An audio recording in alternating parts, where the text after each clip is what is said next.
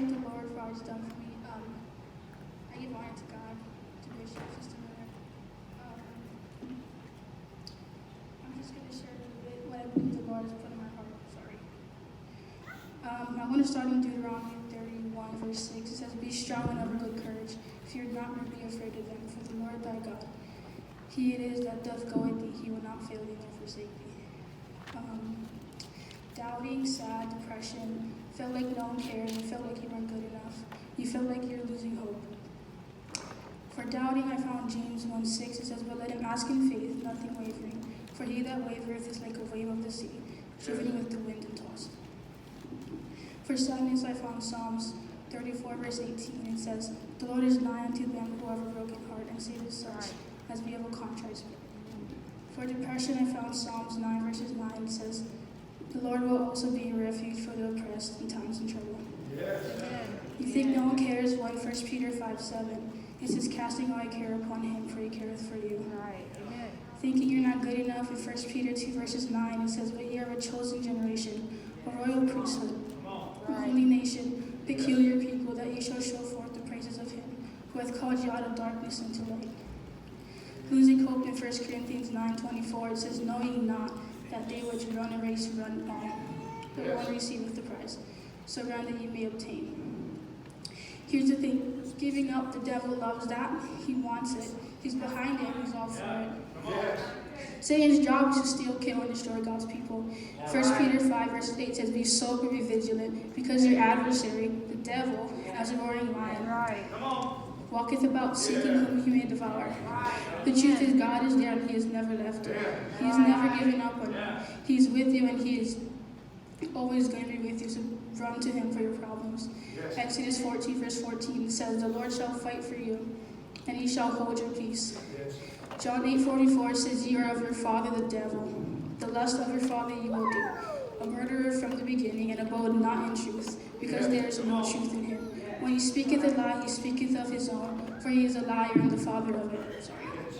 The devil is a liar. His job is to lie to you, to make you think that you're not good enough, to make you think that giving up is okay. In Isaiah 41, verses 10, it says, "Fear thou not, for I am with thee. Be not dismayed, for I am thy God.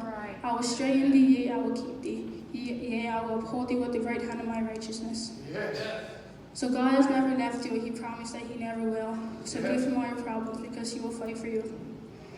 And if not to anyone else in this place, I'm speaking to myself, because I've had the devil knocking on my door. It says, come on, give up. There's no reason to live anymore. God left you, he don't care. Yes.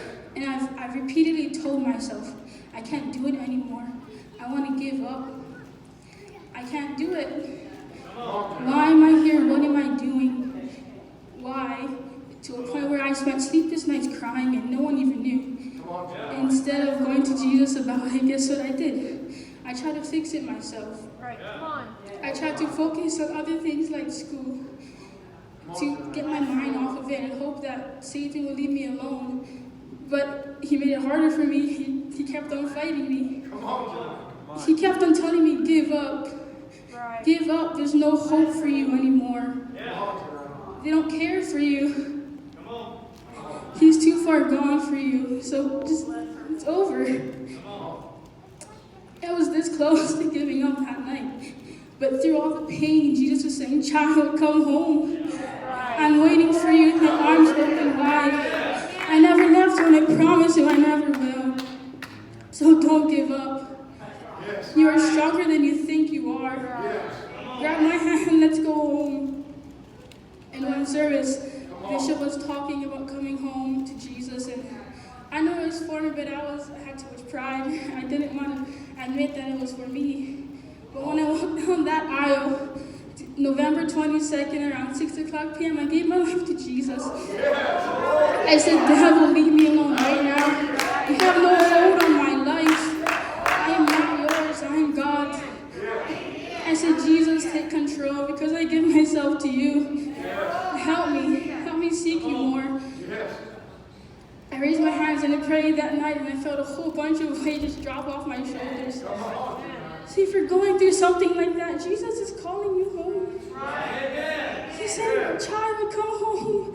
Come to me and John 16:24 it says, "And Jesus said unto his disciples, If any man will come after me, let him deny himself and take up his cross and follow me."